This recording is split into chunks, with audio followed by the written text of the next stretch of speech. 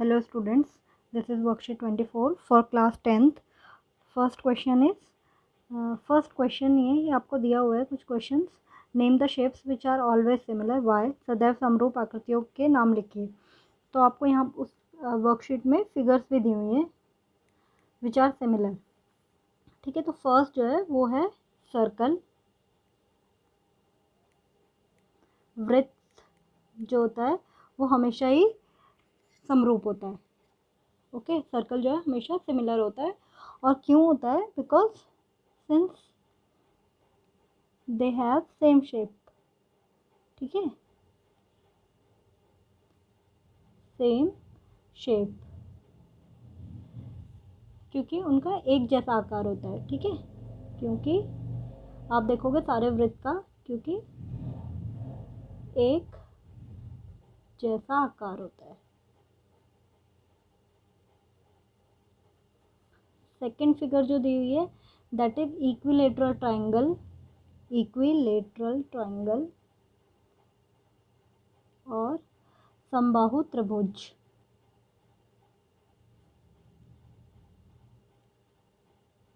और अगर आप देखोगे जो समबाहु त्रिभुज है या इक्विलेटरल ट्रायंगल है तो वो हमेशा ही सेम होते हैं, सिमिलर होते हैं, समरूप होते हैं, क्योंकि सिंस जो उनकी रेशोज होती हैं, रेशो ऑफ द लेंथ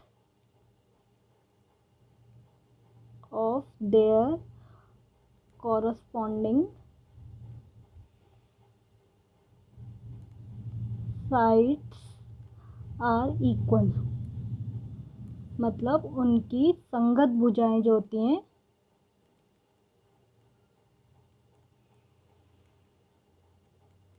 भुजाओं की लंबाई के अनुपात बराबर होते हैं.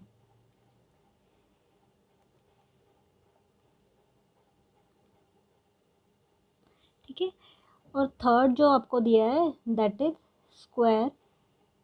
स्क्वायर जो होते हैं वो हमेशा ही सिमिलर होते हैं.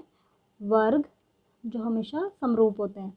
तो इसका भी जो रीज़न है वो सेम ही है. Since the ratio of the length of their corresponding sides are equal. उनकी संगत भुजाओं की लंबाई का अनुपात बराबर होता है.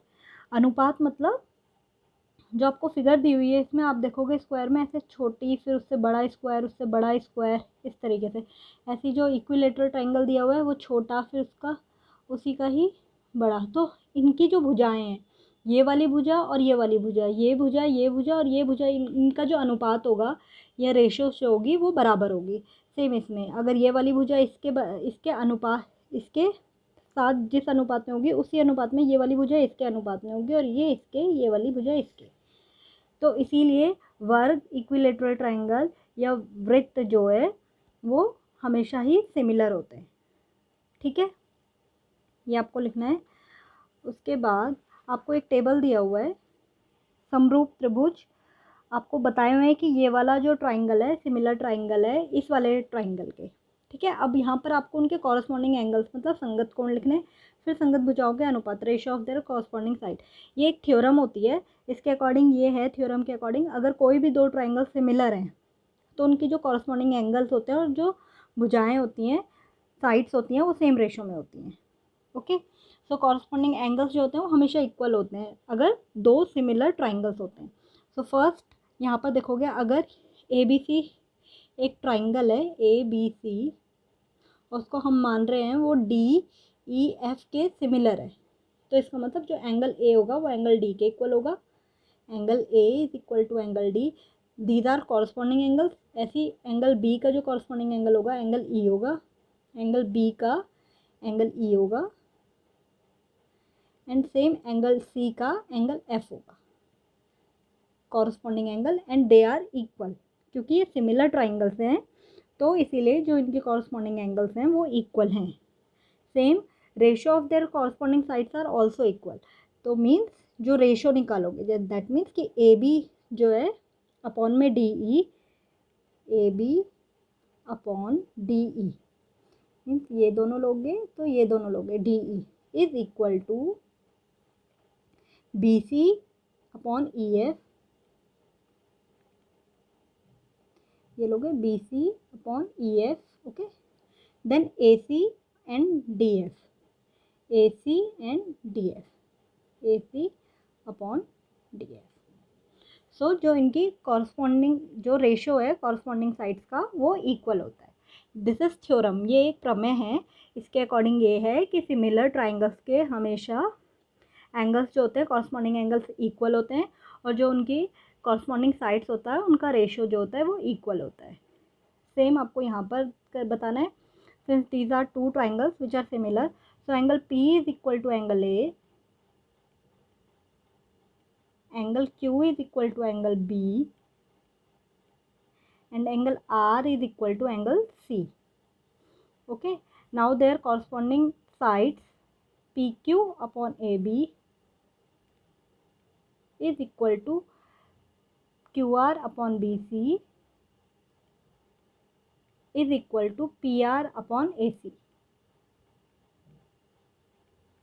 Same you have to do for these two triangles. आपको दिया हुआ है they are similar, that means their angles are corresponding angles are equal. Angle D is equal to angle P, angle E is equal to angle R, and angle F is equal to angle Q. And same way DE upon PR is equal to EF upon RQ is equal to DF upon PQ. Okay, so these are the corresponding sides which are ratio जिनका जो equal है. Okay, this is theorem. Now आपको जो questions दिए हुए हैं करने के लिए वो ये हैं. आप देखोगे फर्स्ट क्वेश्चन जो दिया हुआ है, if triangle AOB similar to DOC, उसकी फिगर भी दी है, AOB is equal to DOC. Equal नहीं है, सिमिलर है. These two triangles are similar. Where OAB means ये वाला एंगल 40, AOB ये वाला 50, एंड OBA मीन्स ये वाला this is 90. Now you have to find ODC ये वाला आपको निकालना है, DOC ये वाला निकालना है, एंड OCD ये वाला आपको निकालना है. तो देखो आपको, क्योंकि आपको यहाँ दिया हुआ है that triangle AOB similar to, आपको जो दिया हुआ है कि दोनों त्रिभुज जो हैं वो समरूप हैं.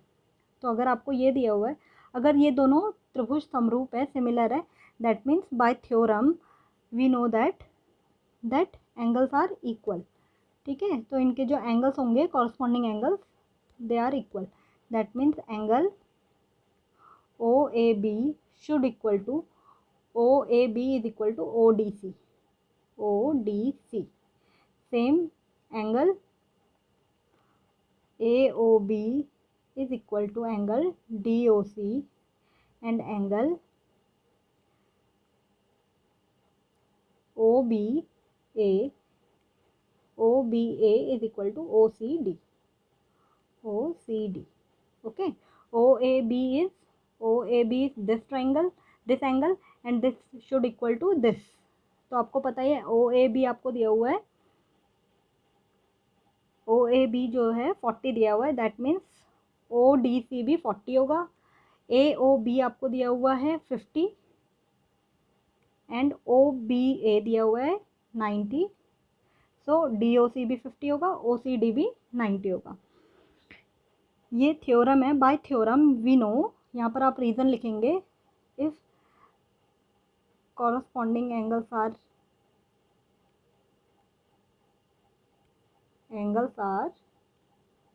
इक्वल इन सिमिलर ट्राइंगल्स में कॉरस्पॉन्डिंग एंगल्स इक्वल होते हैं.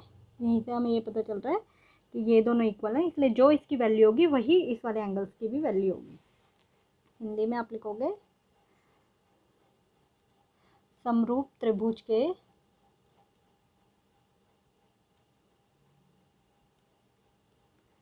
संगत कोण बराबर होते हैं.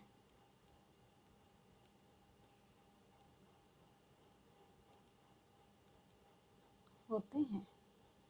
ओके, नाउ ये था first. Now second question is, आपको जो दिया हुआ है in triangle D E F P Q R D, आप अगर दोनों ट्राइंगल बना ही लीजिए, ये हो जाएगा D E F and triangle P Q are. D E is given 2 centimeter, E F is 3 centimeter and D E F is 60. Same way PQ is 6 centimeter, QR is 9 centimeter and PQR is 60. Show that there are similar triangles with appropriate criteria. आपको यहाँ समरूपता की उचित कसौटी से दर्शाए कि यह समरूप त्रिभुज है या नहीं। तो अगर आप देखोगे जो यहाँ कसौटियाँ होती हैं या क्राइटेरिया होता है सिमिलैरिटी का, उसके अकॉर्डिंग पहले आपको पता होना चाहिए कसौटी या क्राइटेरिया होते क्या क्या है सिमिलैरिटी के लिए। क्राइटेरिया 1 होता है एंगल एंगल एंगल, मतलब कोण कोण कोण। इसके अकॉर्डिंग ये है कि अगर किसी भी त्रिभुज की तीनों कोण, आपको 2 त्रिभुज के तीनों कोण बराबर हैं, तो हम मान लेते हैं कि दोनों जो ट्राइंगल हैं वो सिमिलर होंगे। ये फर्स्ट कसौटी है। ऐसी क्राइटेरिया सेकंड जो है वो है साइड साइड साइड। अगर किसी भी 2 त्रिभुज के कॉरस्पॉन्डिंग साइड्स इक्वल हैं, जैसे डी ई इसके इक्वल हो, ये वाला इसके इक्वल हो, ये इसके, तो हम मानते हैं कि दोनों ट्राइंगल्स जो हैं वो सिमिलर हैं। सेम क्राइटेरिया 3 होता है, that is side angle side. इसके अकॉर्डिंग हम ये लेते हैं कि अगर 2 भुजाएं अगर बराबर हैं, सेम रेशो में हैं और उनके बीच का कोण बराबर है, तो that means these 2 triangles are similar. So आपको यहाँ पर यही इन तीनों में से एक क्राइटेरिया इसमें लग रहा है, तो वो आपको बताना है।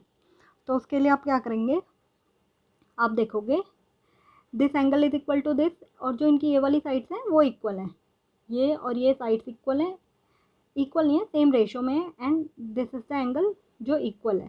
That means D E upon P Q is equal to E F upon Q are.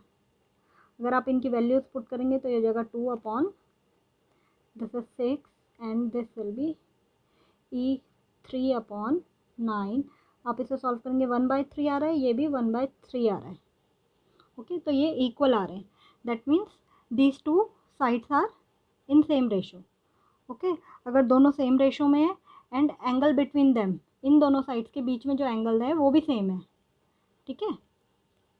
Angle between these 2 sides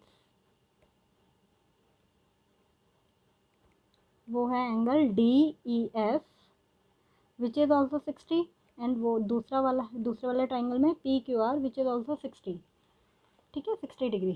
so that means according to theorem, जो एक थ्योरम होती है सिमिलरिटी, यहाँ पर जो लग रहा है criteria, that this angle D E F is equal to angle PQR and DE upon PQ is equal to EF upon QR, ठीक है। From these two we know that this is SAS criteria, okay, means SAS कसौटी, ठीक है, SAS, और therefore triangle DEF is similar to triangle PQR, okay, through SAS criteria. Okay students, if you have any query regarding these questions, you can comment me in comment box.